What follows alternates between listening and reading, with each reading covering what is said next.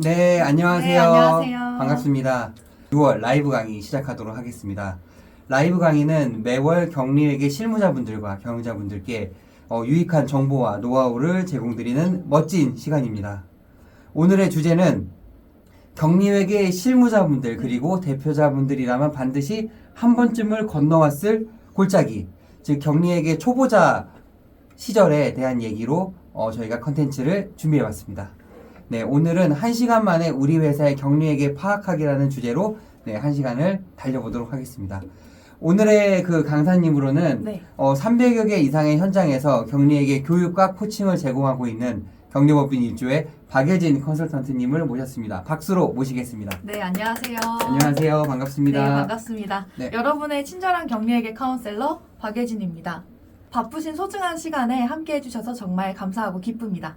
네, 오늘은 사수 없이 회사에 홀로 남게 된 신입 격리 입장으로 강의를 준비해봤습니다. 네. 오늘의 강의를 거치면 아마 우리 회사의 격리회계를 어떻게 제일 먼저 파악해야 하는지에 대한 숲을 먼저 그릴 수 있을 거라는 생각이 들고요. 그리고 나서 이제 저러한 지금 말씀하시는 부분들을 채워나가면 충분히 실무적으로도 완성이 될 거라고 생각을 하고 있습니다. 격리 직원도 없고 체계도 없는 회사에 처음 가면 가장 먼저 현황 파악을 하는데요. 이 현황을 파악하는 노하우를 3단계로 1시간 동안 쉽고 재미있게 소개해드리고자 합니다. 네, 오늘 그럼 어떠한 순서로 진행이 되게 되나요? 네, 오늘은 먼저 격리회계 업무를 좀 정의를 하고요. 그리고 이제 두 번째는 격리회계를 7단계로 큰 숲을 정의하고, 그리고 마지막으로 우리 회사를 파악하는 3단계 현황 파악, 그리고 우리 회사의 조감도 그리기, 그리고 업무 루틴 파악하기, 이 순서로 진행하고자 합니다. 네, 너무 기대가 됩니다. 그럼 먼저 격리회계 업무의 정의부터 한번 간단히 설명을 해주실까요? 네, 먼저 격리 업무란 회사의 돈과 증빙을 관리하는 업무인데요. 보통 격리 업무는 이제 거래 기록, 영수증 관리, 거래 증빙 관리, 그리고 입금, 출금 내역을 이제 메모하는 정도로 이제 활용하는 정도고요. 손익 관리까지 가능하면, 손익 관리까지, 그리고 시제 관리, 현재 우리 회사의 잔액이 지금 시점에 얼마가 있는지 이렇게 이제 자금 일보나 이런 걸로 시제 관리를 합니다. 그리고 회계 업무는 보통 분계나 전표 처리를 기반으로 해서 자체 기장을 해서 결산이나 재무제표를 작성하는 회계 단계가 이제 회계 업무라고 보시면 됩니다. 근데 조금 이제 매출액이 많거나 중견기업 정도에서는 보통 재무 업무까지 진행을 하는데요. 보통 격리팀, 회계팀, 재무팀이 따로따로 있습니다.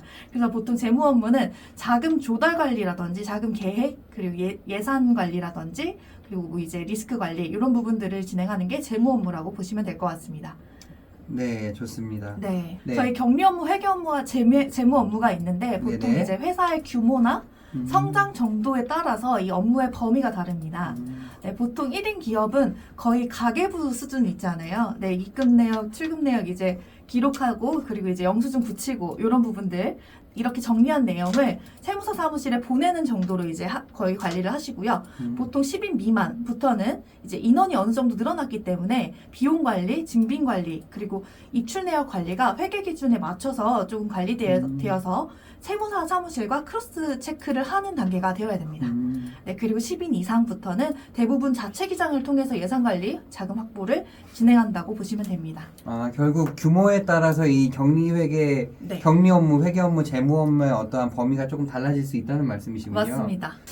격리회계 업무는 계단을 오르는 것과 같아요. 아, 7계단을 오르는군요. 네, 맞습니다. 네, 계단이 궁금합니다. 네, 먼저 이제 회사의 거래인 매출, 매입, 비용, 인건비, 자산, 부채 등이 이 6단계, 7단계 그 계단을 거쳐서 최종 성적표인 재무제표에 도달하는 거라고 생각하시면 쉬울 것 같은데요. 네, 각각의 계단에는 의미가 있어요.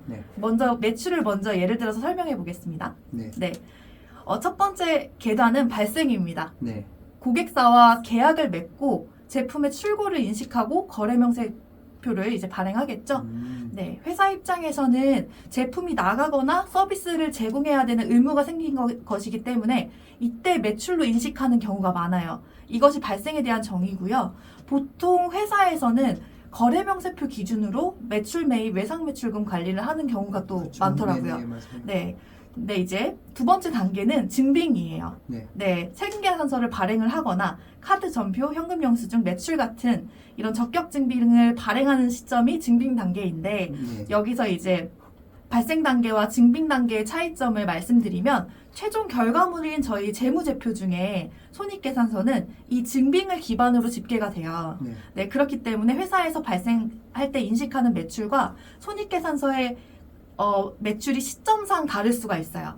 네, 아직 세금계산서가 발행이 안 됐을 수도 있죠. 그렇죠. 네, 그렇기 때문에 이 발생과 증빙 기준 이 두 가지를 기준으로 해서 매출 외상대를 관리하시는 것이 좋습니다. 아, 즉 거래명세표 기준의 매출과 네, 세금계산서 기준의 매출 네. 요 두 가지가 조금 차이가 날 수 있으니 만약에 네. 차이가 크다라고 하면은 별도로 관리를 하는 게 필요하다라는 말씀이시군요. 그렇죠. 이제 세금계산서는 발행이 됐는데 거래명세표가 이제 음. 입력을 누락했을 수도 있고요. 그럴 수 그렇다면 다행이지만, 네, 거래명세표도 누락되고 세금계산서도 누락되고 요런 큰일 나겠죠. 네, 근데 이제 소규모 사업장에서도 이거를 엑셀로 다 관리하시기에는 조금 한계가 있어요.